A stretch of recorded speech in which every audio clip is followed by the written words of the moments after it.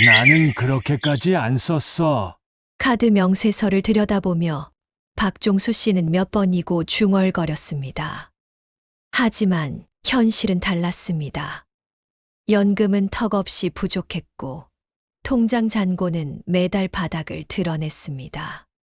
퇴직 후 몇 년은 나름 괜찮았습니다. 그동안 모아놓은 퇴직금도 있었고 자식들 결혼식도 잘 치렀습니다. 딸아이 처자이 돌잔치 때 손에 봉투를 꽉 쥐고 갔던 그날도 스스로 참 뿌듯했습니다. 역시 나는 어른이야. 아직은 든든한 가장이지. 하지만 문제는 그렇게 조용히 스며들었습니다.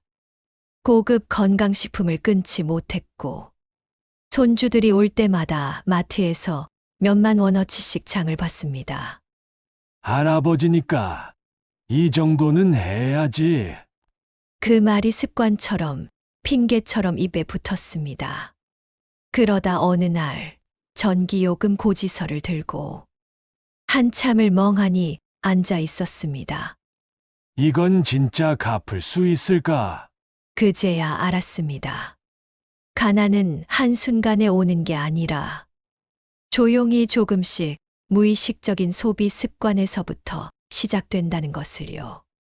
그리고 그날 밤 그는 처음으로 큰 결심을 했습니다.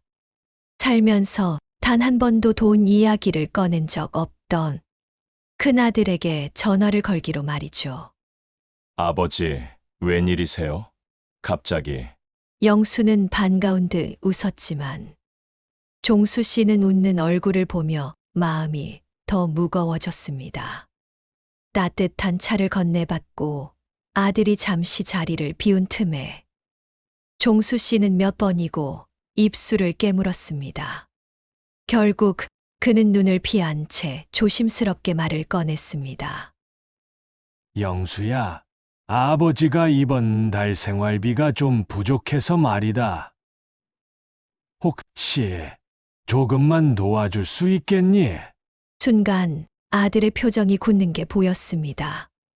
영수는 말은 안 했지만 이미 아이들 학원비, 보험료, 각종 대출 상환으로 벅찬 상황이라는 걸 종수 씨도 알고 있었습니다.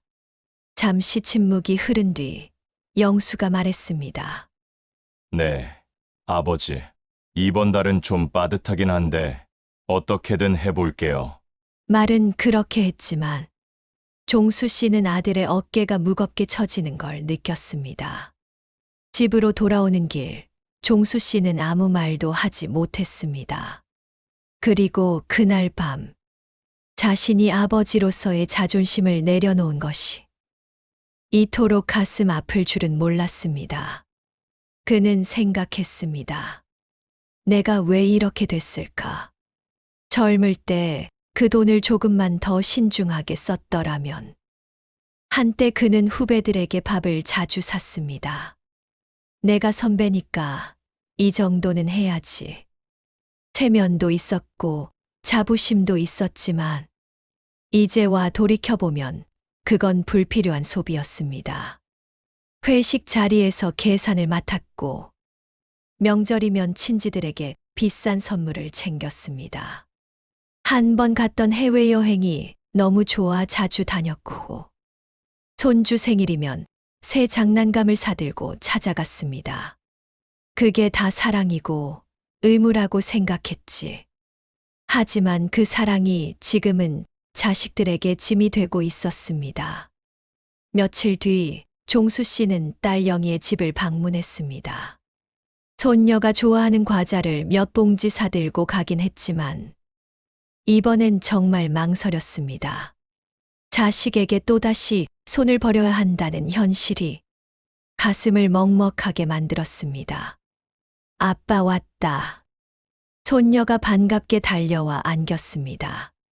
영희도 웃으며 아버지를 맞았지만 종수 씨는 내내 어색한 표정이었습니다. 식사가 끝나고 손녀가 방으로 들어가자 그는 조심스럽게 입을 열었습니다. 영희야, 아빠가 요즘 조금 힘들어서 그러는데 혹시 이번 달 생활비를 좀 도와줄 수 있을까? 딸은 잠시 말을 잃었습니다. 아빠, 무슨 일이세요? 괜찮으신 거죠? 종수 씨는 애써 웃으며 말했습니다. 괜찮다. 그냥 이번 달만 좀 어려워서.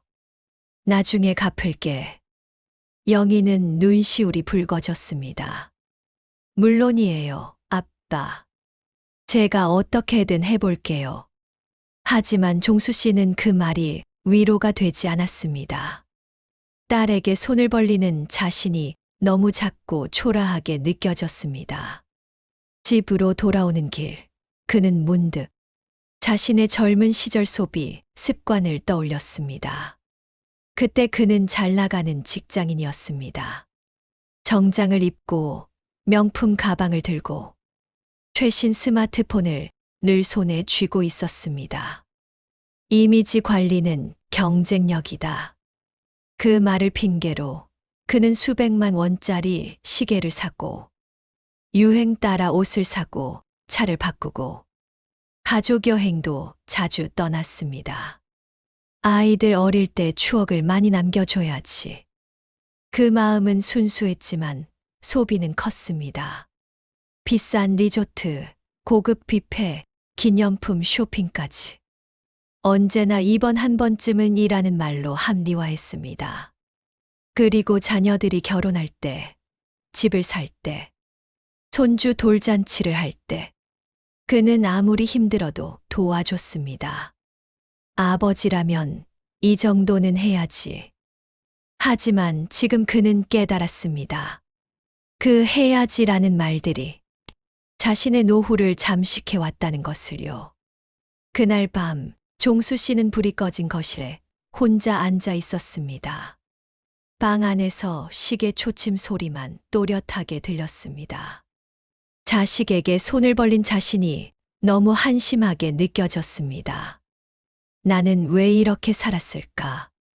혼잣말이 새어나왔고 그 말의 스스로가 더 처량하게 느껴졌습니다. 그는 앨범을 꺼내 들었습니다. 가족 여행 사진, 손주의 첫 생일 사진, 결혼식장에서 활짝 웃고 있는 자신의 모습. 그 모든 순간이 한없이 소중했고 후회하고 싶지 않았지만 한 장, 두 장 넘길수록 그의 얼굴의 그림자가 드리워졌습니다. 사진 속 웃고 있는 자신은 그때의 현실과 지금의 고통을 전혀 상상하지 못했습니다. 지금 이 고통을 그때 조금만 줄였다면 피할 수 있었을까? 종수 씨는 문득 깨달았습니다. 자신은 단순히 돈을 많이 쓴 것이 아니라 불안과 체면을 덜기 위해 돈을 써온 것이었습니다. 자식에게 미안한 소리 안 하려고, 친구들 사이에서 체면 구기지 않으려고, 자신이 무능하다고 느끼지 않으려고, 그 모든 감정의 구멍을 돈으로 메우고 있었던 것입니다. 그는 비로소 자신이 소비로 자존감을 유지하는 삶을 살고 있었다는 걸 정확히 마주하게 되었습니다.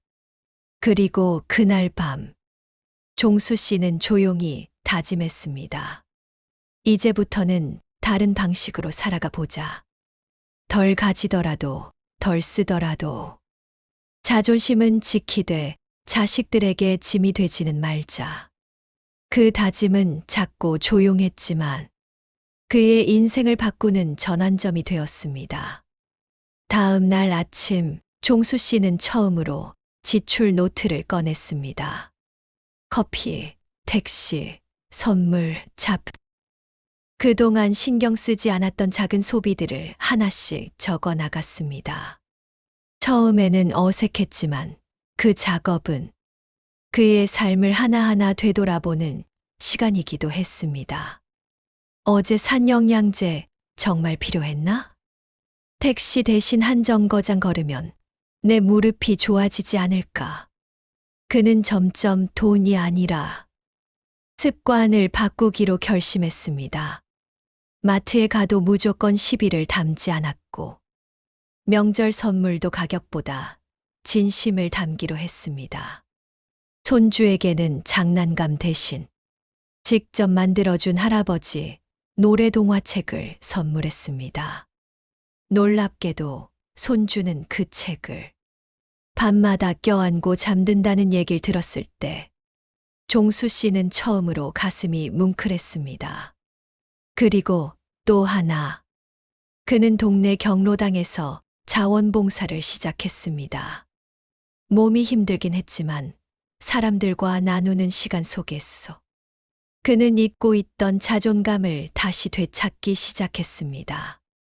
예전에는 식사 후 남은 반찬을 버리긴 아깝고 먹기도 싫은 그런 존재로 여겼다면 이젠 알뜰하게 챙기며 자신의 삶을 돌봄의 태도로 대하기 시작했습니다. 그는 말합니다. 나는 돈이 줄었지만 마음은 더 부자가 된 것 같습니다.